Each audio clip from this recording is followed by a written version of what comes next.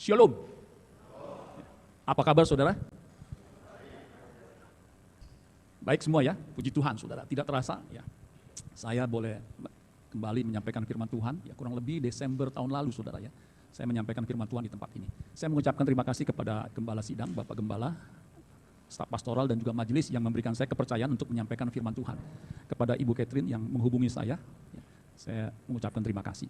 Saudara-saudara sekalian, tema yang diberikan kepada saya untuk disampaikan adalah iman yang menyembuhkan. Apa temanya? Iman yang menyembuhkan. Apa itu iman yang menyembuhkan? Ya, bagaimana iman kita bisa menyembuhkan ya, sakit penyakit kita? Sebenarnya sakit penyakit yang kita alami itu sakit apa? Apakah fisik? Apakah penyakit non fisik? Ya. Apa perbedaannya antara sakit fisik sama sakit jiwa? Ya. Perbedaannya apa? Persamaannya apa?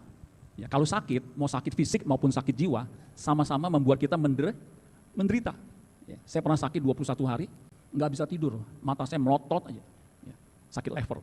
Ya. Untung bukan hepatitis, itu sangat menderita. Saya pernah sakit herpes mata, jadi herpesnya ada di dalam mata, itu sakitnya naudzubillah min dzalik saudara sekalian. Itu menderita. Ya.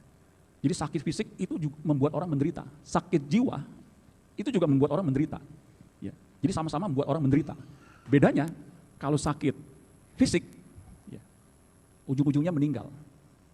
Kalau sakit jiwa, sakit rohani, bukan hanya mati, tetapi mati rohani, itu kematian kedua. Itu di neraka.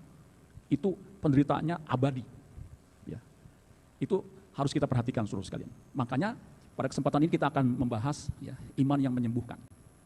Lukas pasal 18 ayat 35 sampai 43. Lukas 18 ayat 35 sampai 43. Saya akan bacakan buat kita semua. Ya. Dari sini nanti kita akan belajar 4 langkah kita mengalami kesembuhan. Ya. Saya tidak tahu apakah saudara mengalami sakit fisik atau sakit apapun. Tapi yang Tuhan inginkan kita sembuh dari sakit jiwa kita. Ya. Itu jauh lebih penting saudara. Ya. Karena kalau sakit fisik, meskipun kita sudah jaga kesehatan, itu nggak bisa dihindari saudara. Ya. 2 minggu lalu saya kena demam saudara. Saya ini jaga kesehatan, ya. Saya jarang diusahakan istri saya apalagi jaga makanan saya. Saya nggak makan yang BB gitu, B1, B2, B3, saya nggak makan. B1 tahu kan ya? B2 apalagi, saudara pasti tahu kan? B3, bodak, ya. Itu B3. Saya nggak makan, pokoknya yang BB saya nggak makan. Ya. Selain B1, B2, batu, baja, batu bata, ya besi, saya nggak makan saudara. Ya. Pokoknya saya jaga, tapi bisa juga kena. Ya. Saya nggak tahu itu sakit apa ya. Jadi saya demam tinggi ya, sampai nggak bisa bangun. Padahal itu hari Kamis malam, Sabtu saya mesti khotbah sore. Sampai Jumat saya bilang, aduh ini gimana khotbah ya, saya nggak bisa bangun, nggak bisa jalan normal gitu, keliangan begitu. Ya. Akhirnya Sabtu dibatalkan saudara sekalian. Jadi saya sudah menjaga kesehatan, tapi bisa sakit saudara sekalian. Karena memang begitu, fisik manusia itu begitu. Ya, ada filsafat Tionghoa mengatakan, senku lau pingse. Manusia itu lahir, susah, tua, sakit-sakitan, akhirnya mati, senku lau pingse. Begitu saudara sekalian. Ya, tidak terasa umur saya udah setengah abad lebih saudara. Padahal dulu saya masih muda, ya begitu. Nanti lebih lanjut lagi sakit-sakitan. Ya. Kalau udah tua makannya nggak banyak, yang banyak pantangannya, penyakitnya. Begitu saudara. Jadi kalau bicara soal kesembuhan sebenarnya Tuhan ingin lebih menyembuhkan sakit jiwa kita, sakit rohani kita. Kalau sakit fisik, ya Tuhan juga ingin sembuhkan, ya. Tetapi itu bukan yang utama. Ya. Ini penting saudara sekalian. Ya.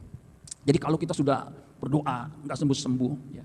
Kalau Tuhan sembuhkan, puji Tuhan, nggak sembuh pun, yang penting jiwa kita masuk surga. Amin saudara sekalian. Ya, itu jauh lebih penting. Lukas 18 ayat 35 sampai 43. Ini di bawah judul ya, orang buta disembuhkan. Ya. Nah, kalau saudara baca Alkitab, Tuhan Yesus menyembuhkan 4 kali ya, orang buta. Peristiwa yang berbeda. Ya. Ayat 35, waktu Yesus hampir tiba di Yeriko. Yeriko ini kota yang cukup ramai, ya. Kota perdagangan dibangun oleh Raja Herodes Agung dan juga oleh anaknya Archelaus. Ya. Itu membangun kota ini. Ada istana yang bagus di situ, ya. Dan juga ada orang-orang miskin. Ya. Ada seorang buta, seorang apa? Buta. Buta itu nggak melihat. Ya. Yang duduk di pinggir jalan dan mengemis. Jadi buta duduk di pinggir jalan mengemis. Karena pada waktu itu orang buta itu nggak bisa kerja apa-apa. Yang dia bisa lakukan mengemis. Ayat 36, waktu orang itu mendengar, orang banyak lewat, ia bertanya, apa itu? Nah ini bagus nih, orang buta ini punya rasa ingin tahu, curious. Ada orang banyak, apa itu? Dia kan nggak bisa melihat, tapi bisa mendengar. Ya.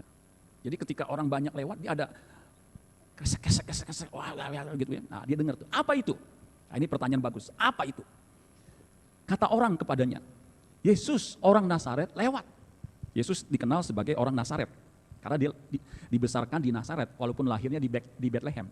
Makanya terkenalnya orang Nazaret. Lalu ia berseru, Yesus anak Daud, kasihanilah aku.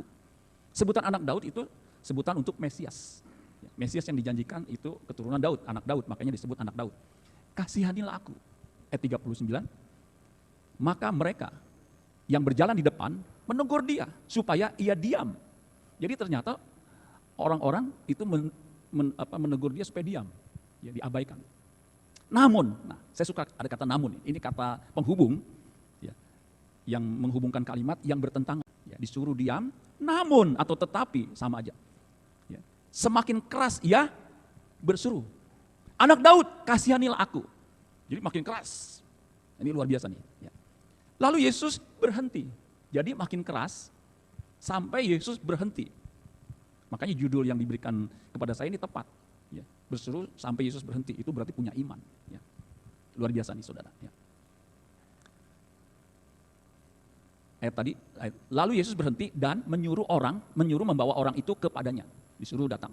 Dan ketika ia berada di dekatnya, Yesus bertanya kepadanya, apa yang kau kehendaki supaya aku perbuat bagimu? Jawab orang itu, Tuhan, supaya aku dapat melihat. Saya renungkan kenapa Yesus tanya, udah tahu buta ya, pasti dia maunya sembuh. Betul nggak saudara? Orang buta pada waktu itu keinginannya satu, ingin melihat. Ya. Nah orang buta ini saya yakin dia juga baca kitab Nabi. Ya. Karena di Alkitab Yesaya 35, ciri Mesias yang akan datang itu, dia melakukan mujizat, itu tandanya. Ya. Petunjuk bahwa itu mujizat, bahwa itu Mesias adalah melakukan mujizat. Dan mujizatnya itu menurut Yesaya 35 itu menyembuhkan orang buta melihat, orang tuli mendengar, orang kusta ditahirkan, orang lumpuh berjalan, yang mati dibangkitkan. Nah dia yakin, ini pasti kalau Mesias dia bisa menyembuhkan sakitnya. Makanya ketika ditanya, apa yang kau kehendaki supaya aku perbuat bagimu? Dia menjawab apa saudara? Ya. Jawab orang itu, Tuhan supaya aku dapat melihat. Lord, I want to receive my sight. Tuhan, aku mau menerima kembali penglihatanku. Aku mau melihat. Ya, itu jelas keinginannya. Ya. Lalu kata Yesus kepadanya, melihatlah engkau. Jadi Yesus enggak menjamah, enggak melakukan sesuatu, berkata, melihatlah engkau. Apa yang terjadi saudara sekalian? Melihatlah engkau, imanmu telah menyelamatkan engkau. Nah kata menyelamatkan di sini dari bahasa Yunaninya sozo. Ya. Sozo itu bisa artinya to save, bisa juga to heal, menyembuhkan. Makanya tepat, iman yang menyembuhkan. Karena memang imanmu telah menyembuhkan engkau atau menyelamatkan engkau. Ayat terakhir, dan seketika itu juga, jadi Yesus tanpa menjamah. Dan seketika itu juga, artinya immediately, melihatlah ia, lalu mengikuti dia sambil apa? Memuliakan Allah. Seluruh rakyat melihat hal itu dan memuji Allah. Saudara sekalian, ini luar biasa saudara sekalian. Orang buta ini sembuh. Ya. Padahal pada waktu itu, orang buta itu hampir tidak mungkin disembuhkan secara medis. Hampir nggak mungkin, bahkan nggak mungkin ya, disembuhkan. Makanya dia yakin, kalau Mesias datang, pasti bisa menyembuhkan. Karena itu dinubuatkan oleh Yesaya pasal 35, ya. Bukan Yesaya 44 ya. Yesaya 35, saudara, itu jelas. Ya. Nanti Mesias datang, yang buta akan melihat. Dan orang buta ini, dia baca Alkitab, ya, kitab Nabi, dia yakin. Dan memang betul Yesus itu penyembuh. Ya. Jehovah Rafa, Allah yang menyembuhkan. Nah ada 4 langkah saudara sekalian, bagaimana iman yang kita miliki itu menyembuhkan kita. Yang pertama, di ayat yang ke-38, lalu ia berseru, Yesus anak Daud, kasihanilah aku. Ya. Sebelum dia berseru, dia dipanggil untuk datang kepada Yesus. Jadi saudara sekalian, kalau kita mau mengalami iman yang menyembuhkan, kita harus datang, kemudian berseru kepada Yesus. Kalau di bagian lain, di Markus 10 ayat 47, itu dikatakan, ya, Markus 10 ayat 47, ini perikop yang sama tentang penyembuhan. Memang versinya beda, ada yang 2, disebutkan, ada yang 1, bahkan disebutkan namanya. Di Markus itu disebutkan namanya, yaitu Bartimius. Itu kemungkinan menurut para ahli teologi, itu sama peristiwanya. Sedangkan kesembuhan orang buta yang lain, yang ketiga itu beda. Ya. Nah di Markus 10 ayat 47 dikatakan begini, ketika didengarnya bahwa itu adalah Yesus, orang Nazaret, mulailah ia berseru, Yesus anak Daud, kasihanilah aku. Jadi kalau saudara mau mengalami ya, iman yang menyembuhkan, datang dan berseru kepada Tuhan. Amin saudara sekalian, bisa diklik ya. PPT saya sebenarnya cuma 1 saudara sekalian ya. Cuma ada judulnya, ada isinya, ya isinya cuma satu PPT. Kemudian saya ulang, kemudian amin ya. Tolong diklik saudara ya. Jadi kalau mau mengalami kesembuhan, iman yang menyembuhkan, saudara mesti datang kepada Yesus. Amin. Dia Jehovah Rafa, Allah yang menyembuhkan. Ya. Dia Allah yang penuh belas kasihan. Ya. Kenapa? The basis of Jesus' mission was compassion. Itu yang menggerakkan Yesus melakukan mujizat, itu belas kasihan. Kalau kita baca Matius pasal 20 ayat 34, itu perikop yang sama, kisah yang sama, cuma diceritakan oleh Matius. Yang tadi kita baca adalah Lukas. Nah, Injil sinoptik ini, ya, Matius, Markus, Lukas, itu menceritakan peristiwa yang sama itu dengan versi yang berbeda. Nah, di Matius 20 ayat 34, itu yang membuat Yesus ketika orang datang, dia berhenti kemudian menyembuhkan, ini dasarnya. Yaitu, maka tergeraklah hati Yesus oleh belas kasihan. Jadi belas kasihan Yesus itu dasar. Ya, mujizat itu terjadi. Belas kasihan itu bahasa Inggrisnya compassion. Compassion itu dari dua kata, bersama, with, passion itu menderita. Jadi bersama-sama merasakan penderitaan orang lain, itu compassion. Makanya ketika Yesus melihat orang buta, dia merasakan penderitaan, bagaimana kalau saya buta? Kalau saya buta gimana? Saya bagaimana bisa melakukan misi yang Allah Bapa kehendaki? Nggak mungkin aku buta. Makanya ketika dia melihat, timbul belas kasihannya, coba sembuh orang buta itu. Amin saudara sekalian. Jadi the basis mission of Jesus Christ adalah compassion. Jadi saudara mesti datang, ingat, Yesus itu punya belas kasihan. Kalau saudara baca itu, di beberapa kesempatan, ketika melihat orang kusta, Alkitab mengatakan Markus 1 ayat 41, tergeraklah hatinya oleh belas kasihan. Karena the basis of Jesus mission, misi Yesus itu adalah compassion, belas kasihan. Ketika melihat janda yang anaknya ditinggalkan, yang anaknya mati, dia ditinggalkan oleh anak tunggalnya itu, saudara bisa bayangin, janda itu kan nggak punya suami, betul nggak? Kalau janda punya suami namanya janda genit. Nggak punya suami. Anaknya satu, tunggal, enggak dua. Harapan satu-satunya meninggal. Nangisnya kira-kira gimana? Enggak kebayangan. Saya pernah ya disuruh datang untuk memakamkan anak remaja umur 14 tahun. Meninggal. Saya nggak bisa ngomong. Mau ngomong apa saudara? Nangisnya sampai begini. Papa. Ngomong sama saya. Bukan ngomong sama bapak disuruh. Bapak. Ya bu, saya bisa ngerti bu. Yang tabah bu. Maksud saya kan menghibur. Bagaimana bisa tabah Papa, pendeta? Saya nggak bisa ngomong. Anaknya ganteng, tinggi. Aduh. Ketika mau dikubur, dia mau masuk. Itu tuh. Pedih, saya khotbahnya juga susah.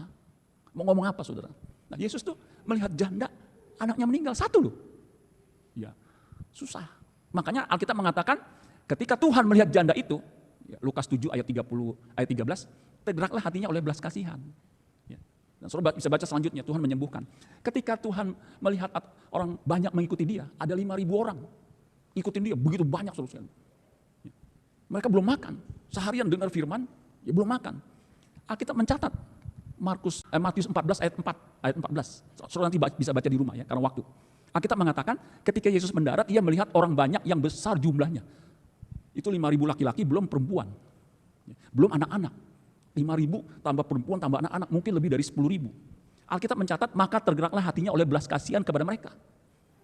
Dan ia menyembuhkan, ia memberi makan mereka semua, saudara sekalian. Jadi, tergeraklah hati Yesus belas kasihan, Matius 15 ayat 32. Ya, jadi jelas, saudara sekalian. Kita datang kepada Yesus, pasti Tuhan gak menolak. Amin, saudara sekalian. Karena hatinya penuh dengan belas kasihan. Bukan hanya 5.000 orang laki-laki.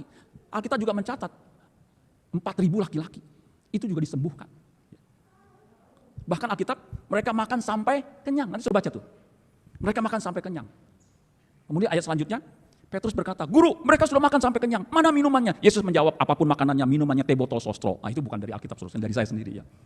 Jadi Yesus berhenti karena tergerak oleh belas kasihan. Makanya saudara kalau ada kesulitan, apapun masalah saudara, datang berseru kepada Tuhan. Amin. Jangan ngandalin manusia. Saudara kecewa. Karena manusia bisa mengecewakan, tetapi Tuhan tidak mengecewakan kita. Amin saudara sekalian. Kayaknya tegang semua nih ya saudara ya. Jadi agak santai dikit saudara. Yang kedua, diklik. Kelihatan gak ya? Oh kecil ya. Yang kedua, jangan pernah menyerah. Jangan putus asa. Never give up. Buktinya apa? Di ayat 39, Lukas 18, maka mereka yang berjalan di depan menegur dia supaya diam. Namun, semakin keras ia berseru, anak Daud kasihanilah aku. Jadi saudara sekalian, jangan menyerah, jangan putus asa, jangan mundur, never back down. Jangan mundur, maju terus dalam iman. Amin saudara sekalian. Kenapa? Karena Tuhan itu punya banyak metode untuk menyembuhkan. Jadi jangan ngarapnya satu metode. Saya baca Alkitab saudara sekalian ya. Tuhan menyembuhkan, kalau tadi kan cuma melihatlah tanpa menjamah. Di bagian lain, Yesus itu menjamah mata orang buta, kemudian sembuh. Di bagian lain, di Yohanes pasal 9, Yesus menyembuhkan dengan cara yang ekstrim. Orang buta sejak lahir, Yesus meludahnya ke tanah. Waktu itu kan gak ada aspal, belum ada aspal. Ke tanah, kemudian diaduk ludah dengan tanahnya sehingga jadi salep seperti salep mata. Kemudian diolesin ke mata orang buta yang sejak lahir itu. Kemudian dia bilang, basuh di kolam Siloam. Siloam itu artinya yang diutus. Kemudian dibasuh, dia kembali dengan mata yang bisa melihat. Itu Alkitab yang tulis, saudara. Itu metodenya. Kemudian ada lagi saudara sekalian, di bagian lain. Kalau tadi kan tanpa menjamah, ada yang menjamah, ada yang dengan cara ekstrim, ada lagi langsung. Ini pendeta nggak boleh coba-coba nih. Orang buta datang, dibawa sama orang yang melek, ke tempat ketemu Yesus. Yesus ajak orang buta tadi itu keluar kampung. Apa yang Yesus lakukan? Keluar kampung sama orang buta ini. Alkitab mencatat saudara, Markus 8 ayat 23. Yesus memegang tangan orang buta itu dan membawa dia keluar kampung. Lalu Alkitab mengatakan meludahi mata orang itu. Saudara bisa bayangin gak meludahi mata orang buta itu? Untung Yesus gak doyan jengkol. Ya kok Bapak tahu? Jarang orang suka jengkol. Apakah ada pohon jengkol di sana? Kalau Yesus doyan jengkol, saudara bisa penderitaannya gimana tuh ya? Saya kalau khotbah minggu, saya gak akan makan pete atau jengkol. Ya.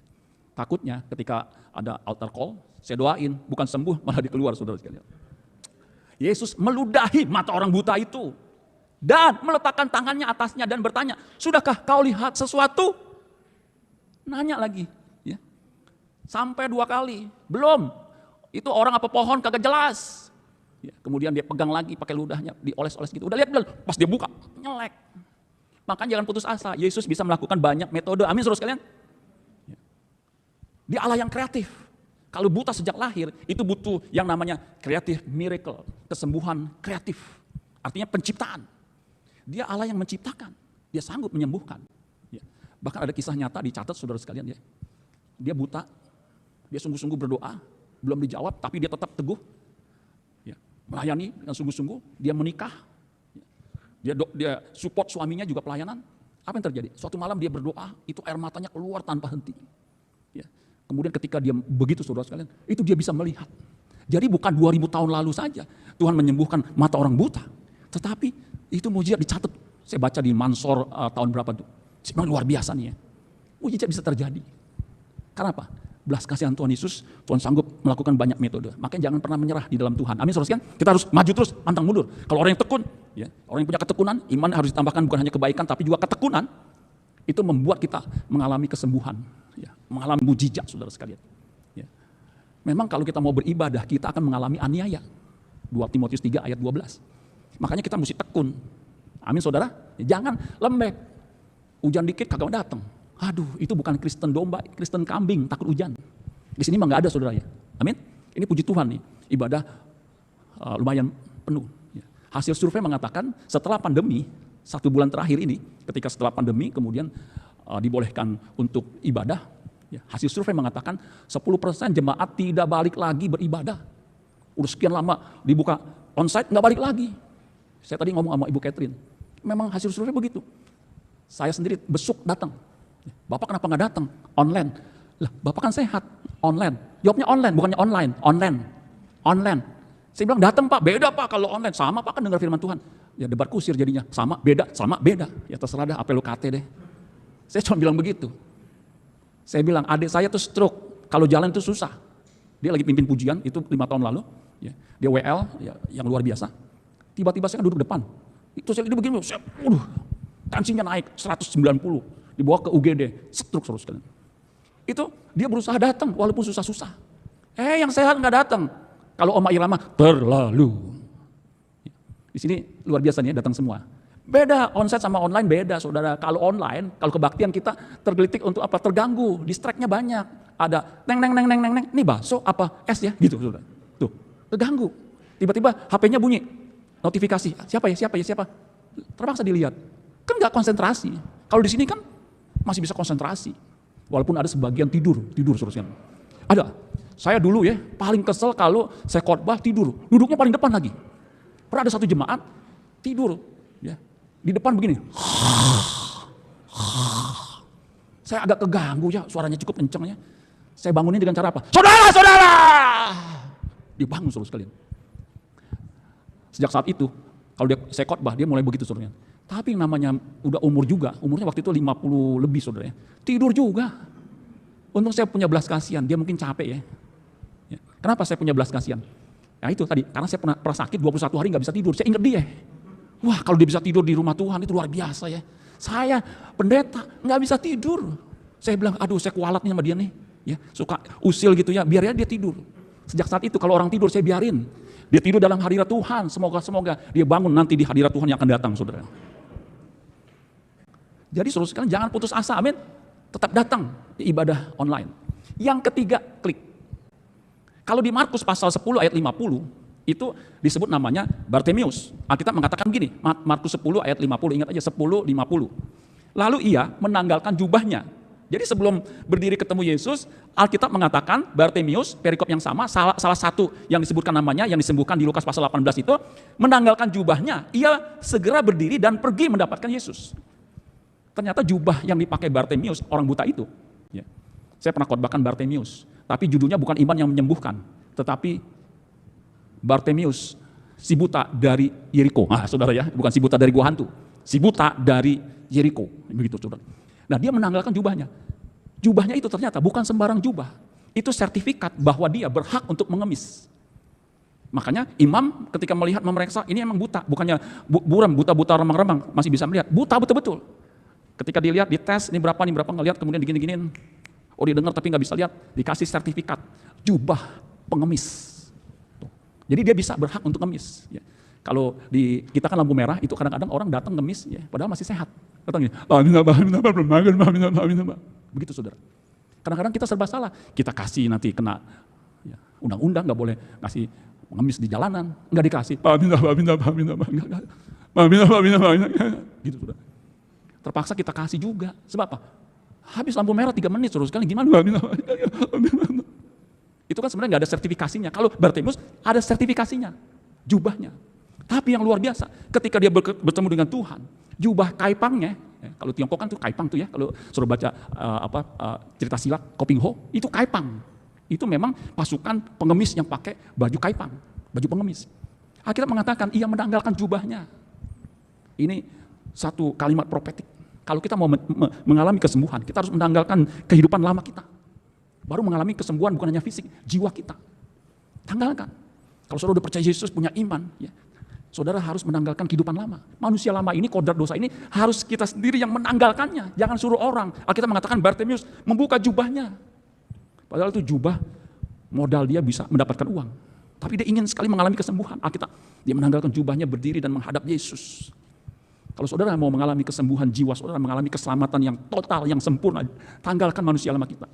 Efesus 4 ayat 21, karena kamu telah mendengar tentang dia dan menerima pengajaran di dalam dia menurut kebenaran yang nyata dalam Yesus. Kalau sudah menerima pengajaran firman Injil, ayat 22, Efesus 4, yaitu bahwa kamu berhubung dengan kehidupan kamu yang dahulu, harus menanggalkan manusia lama yang menemui kebinasaannya oleh nafsunya yang menyesatkan. Jadi harus menanggalkan manusia lama. Amin saudara sekalian. Kalau saudara mengaku pengikut Yesus, mengaku percaya Yesus, orang percaya, believer, harus menanggalkan manusia lama supaya kamu dibaharui dalam roh dan pikiranmu dan mengenakan manusia baru yang telah diciptakan menurut kehendak Allah di dalam kebenaran dan kekudusan yang sesungguhnya.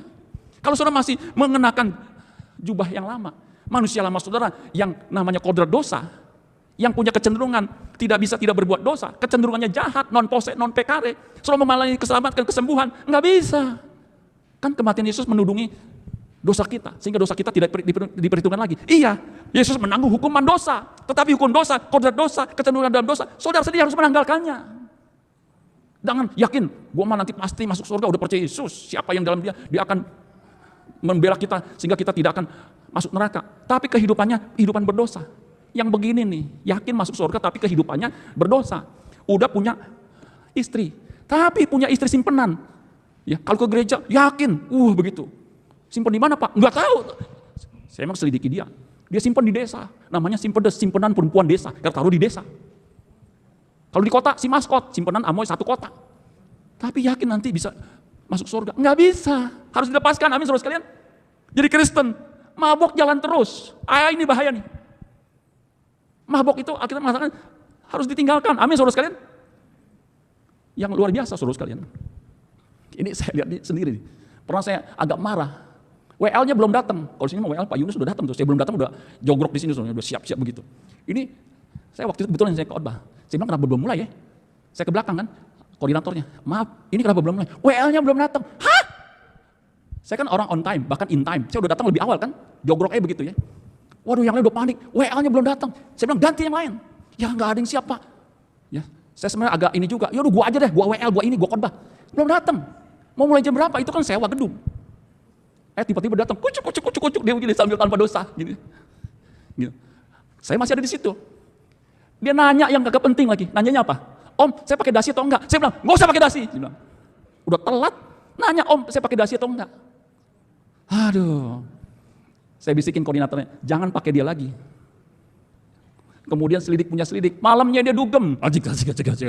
Paginya kesiangan. Saya bilang kalau tahu saya tahu dia malamnya malamnya dugem. Paginya mau pelayanan, saya kalau Sabtu, Minggu, Sabtu saya usahakan tidur jangan malam-malam. Sebab apa? Mau khotbah nggak khotbah, saya mesti bangun pagi, saya siap-siap. Ini dia dugem, kesiangan, datang, Pak, saya pakai dasi apa kagak, saudara? Pertanyaan tidak penting. Jadi jangan sampai manusia lama kita itu masih melekat, tapi yakin nanti mati diselamatkan masuk surga. Susah, nggak bisa. Tuhan lihat nggak mungkin.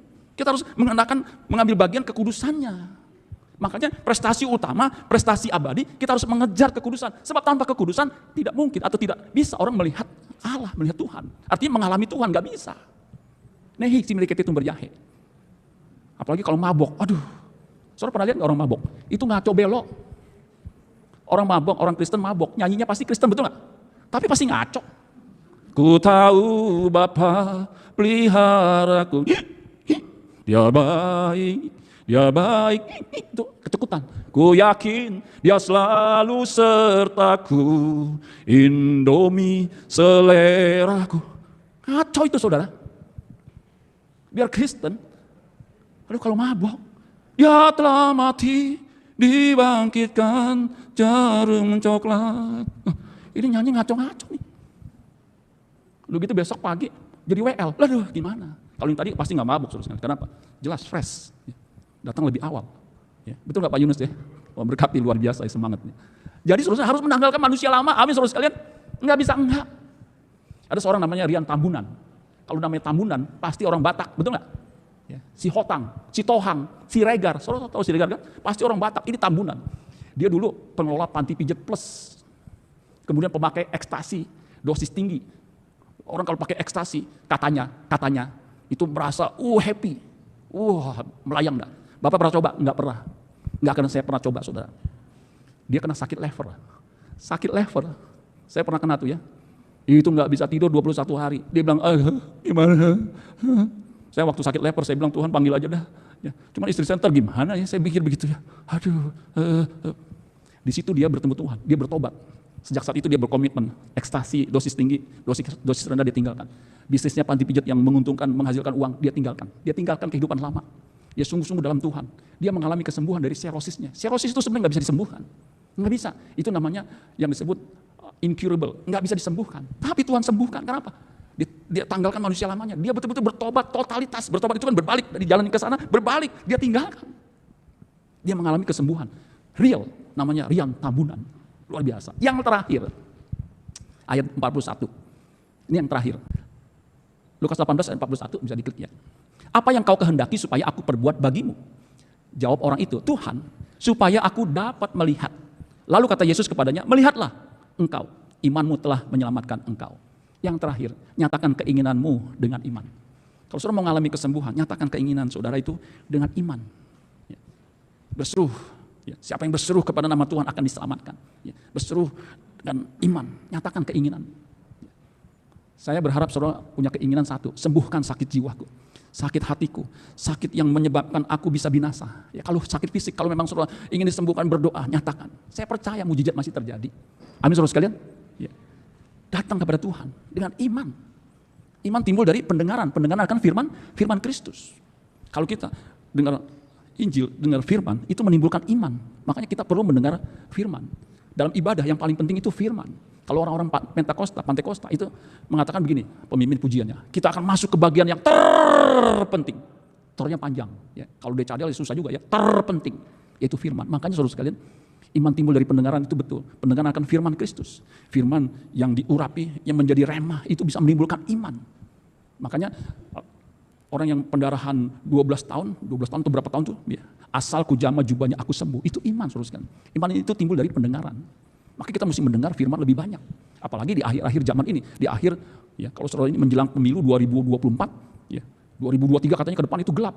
Ya, bagi kita yang percaya ya, di dalam Tuhan, itu ada pengharapan bahwa kalau kita mengalami kesulitan, Tuhan bisa memberikan kita kekuatan. Amin saudara sekalian. Waktu pandemi itu memang luar biasa saudara sekalian. Apalagi pendeta. Ya. Ada pendeta itu sebulan itu bisa 100 kali khotbah. Ketika pandemi, nihil, nol. Saudara bisa bayangin. Ya. Nggak ada khotbah sama sekali.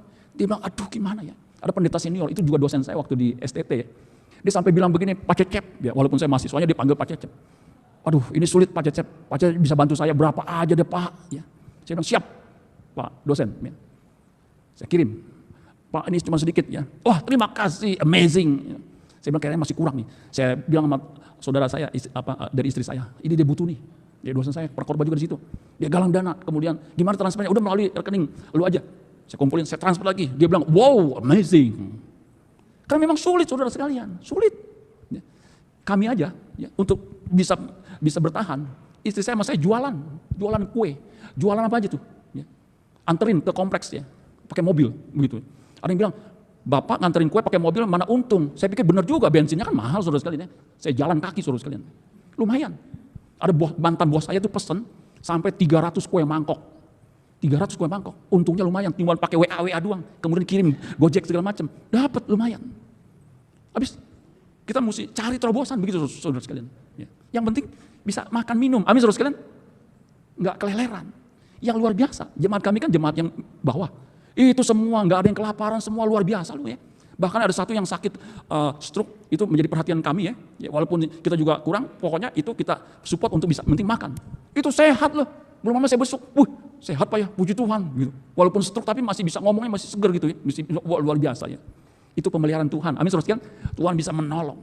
Makanya datang berseru pada Tuhan. Berdoa. Dia hanya sejauh doa. Tuhan bisa menolong kita. Karena dia adalah Allah yang mau menolong kita. Jehovah Rafa, Allah yang menyembuhkan. Jehovah Jireh, Allah yang mencukupi. Nggak akan kekurangan. Saya puji Tuhan, saya nggak minta-minta. Ya. Saya bilang sampai istri saya, kalau nggak ada makanan, itu depan kan ada pohon. Ya, pepaya Jepang. Guntingin, kemudian rebus, makan aja. Sama tempe. Tempe kan murah. Satu blok, satu itu berapa? Ada yang tahu tempe satu ini? 7.000 Pak. Di sini mungkin kota ya. Kalau di tempat saya 7.000. Bisa makan 3 hari. Potong kecil-kecil. Makannya dikit-dikit gitu saudara. Nggak akan sampai kelaparan. Apalagi kita, udah umur begini, makannya nggak banyak, betul nggak? Kami makannya nggak banyak, apalagi istri saya, makannya dikit. 1 kepel, begitu saudara. Jadi cukup, beras 2 liter bisa sebulan, saudara, puji Tuhan. Sebulan. Bahkan pernah saya beli 1 karung 25 kilo. Itu kagak habis-habis sampai setengah bulan. Akhirnya dikutuin. Istri saya bilang, wah ini rugi kita nih ya. Kita nggak makan bagaimana, makan gimana. Beli 2 liter. Kenapa? 1 cup kecil, dia kan ngembang. Begitu saudara sekalian. Jadi makan, minumnya yang banyak, saudara sekalian, lebih sehat. Ya. Puji Tuhan, saudara sekalian. Ya, sehat. Ya. Apalagi udah tua, makan gak boleh banyak-banyak. Yang banyak kan pantangannya. Pantangannya jangan dilanggar. Sehingga sehat. Perut gak usah gendut-gendut. Ya. Kenapa perut gendut? Makannya banyak, melebihi dari takaran. Jadi berhenti sebelum kenyang, berhenti. Saya berhenti sebelum kenyang, karena memang dikasih dikit makanannya, makanya berhenti. Saya gak lanjutin. Istri saya tuh, dia pinter-pinter masak, kadang-kadang juga begitu. Dia masak sendiri, kan gak ada yungjen, gak ada pembantu. Semua saya kerjain kita sendiri, bagi-bagi begitu. Saya kadang-kadang ya habis bersih-bersih cleaning service, ya, nama saya kan CS, Cecep Suparman, itu CS cleaning service. Semua, kadang-kadang mobil saya kadang-kadang kan nyuci sendiri, ngepel sendiri, semua, nyuci baju sendiri. Istri saya masak tuh ya, dia pede masak gitu. Saya kadang-kadang nggak tega juga, karena waktu menikah dia bilang, nanti kalau kita menikah, jangan suruh saya masak, gue bisa murka, begitu, bukannya marah, murka. Saya bilang, yaudah nggak pernah saya suruh tuh sejak saat itu, tapi karena nggak ada yungjen, nggak ada pembantu, dia masak sendiri. Itu masak dapur kayak kapal pecah semua, berantakan. Saya bilang, ini masak sayur asem, udah kayak kapal pecah.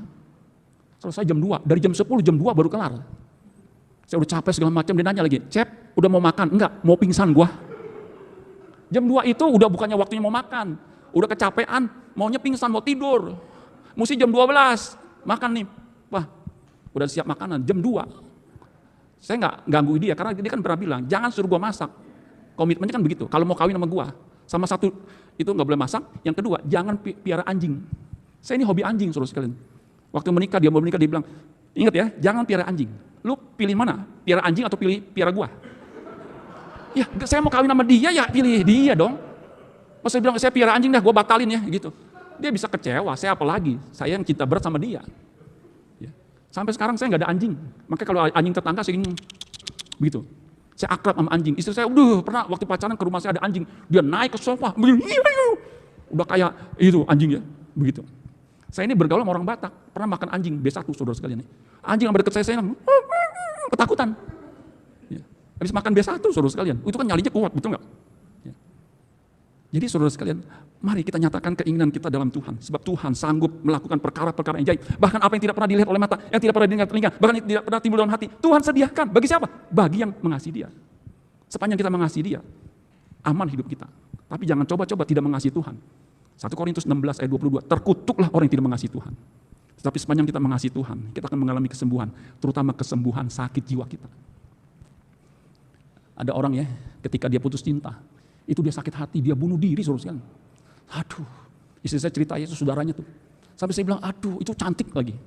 Aduh, makanya saya kalau sama anak muda, kalau jatuh cinta, itu hanya dengan segenap hati.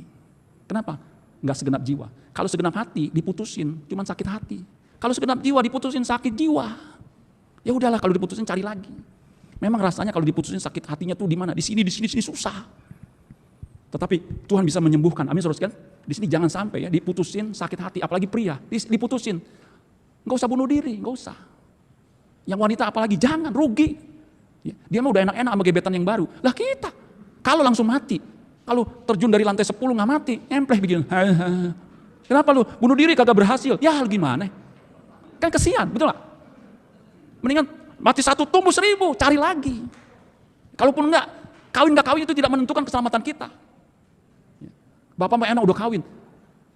Ya saudara, sekarang ini saudara sekalian, fokus pada kerajaan Allah. Kalau memang jodoh kita punya ya, pasangan hidup Tuhan kehendaki, kita akan lebih efektif lagi. Jangan sampai kita rajin ibadah, jadi WL, jadi pemain musik, ketika pacaran malah turun. Oh itu lebih bahaya, lebih baik diputusin. Cari yang membawa kita kepada kesucian, membawa kita naik. Saya bersyukur ketika menikah sama istri saya ini, itu saya makin naik saudara sekalian. Karir saya makin naik. Sampai saya sebenarnya kalau saya lakonin, itu bisa posisi puncak. Dia support sama saya, support betul-betul. Kayak pelayanan ini, dia udah support. Kenapa? Kan dari pagi sampai siang. Gampang, dia beli pisang. Pisang kan paling gampang, betul nggak? Tinggal buka sek-sek makan di mobil, betul nggak? Coba beli durian makannya gimana ini? Pisang murah lagi, saudara. Lagi murah karena lagi musim. Dia support. Jadi saudara sekalian, kita datang kepada Tuhan, berseru kepada Tuhan. Tanggalkan hidupan kita yang lama. Percayalah, Tuhan pulihkan. Amin saudara sekalian. Ayat yang terakhir bisa diklik. Di situ dikatakan begini, ini ayat yang paling terakhir. Tuhan itu datang bukan untuk memanggil orang benar, melainkan orang berdosa. Jadi sebenarnya sakit berdosa kita itu yang kita harus sembuhkan, yang kita harus minta Tuhan sembuhkan. Di situ dikatakan begini, ya. 1 Petrus 3 ini ayat yang terakhir, ya. Pemain musik bisa maju ke depan supaya bisa langsung disiapkan kuncinya G, ya, Ibu Syuling ya. Dikatakan begini, saudara bisa dilihat di situ ya. 1 Petrus 2 ayat 24. Ia sendiri, maksudnya Yesus, telah memikul dosa kita di dalam tubuhnya di kayu salib. Jadi yang dipikul oleh Yesus di kayu salib di dalam tubuhnya itu adalah dosa. Supaya kita yang telah mati terhadap dosa, yang menanggalkan kehidupan lama kita itu ya. Alkitab mengatakan apa? Hidup untuk apa? Kebenaran. Jadi ciri orang yang disembuhkan sakit jiwanya, hidupnya untuk kebenaran. Makanya kalau hidupnya masih amburadul, itu jangan-jangan dia belum disembuhkan. Kalimat terakhir, oleh bilur-bilurnya kamu telah sembuh. Jadi yang sembuh itu sakit berdosa kita itu, sakit jiwa kita itu. Kalau kita masih mudah sakit hati, mudah kecewa, kepahitan, jangan-jangan kita belum disembuhkan. Ketika Yohanes Pembaptis di penjara, dia utus muridnya datang kepada Yesus. Engkaukah yang akan datang itu atau kami menanti yang lain? Yesus berkata apa? Lihat, orang buta melihat, orang lumpuh berjalan, yang kusta tahir, yang mati dibangkitkan. Ciri tanda Mesias yang akan datang, orang buta melihat. Nah saudara yang saat ini datang, saudara bisa melihat kebenaran, saudara mengalami kesembuhan. Amin saudara sekalian. Karena Yesus menyembuhkan sakit jiwa kita, rohani kita itu supaya kita hidup untuk kebenaran. Sebab hanya orang yang hidup untuk kebenaran, yang hidup dalam kebenaran, yang akan memiliki kerajaan Allah. Amin saudara sekalian. Biar firman Tuhan ini boleh menyembuhkan kita, supaya kita tetap di dalam Tuhan. Amin buat firman Tuhan. Tepuk tangan buat Tuhan Yesus.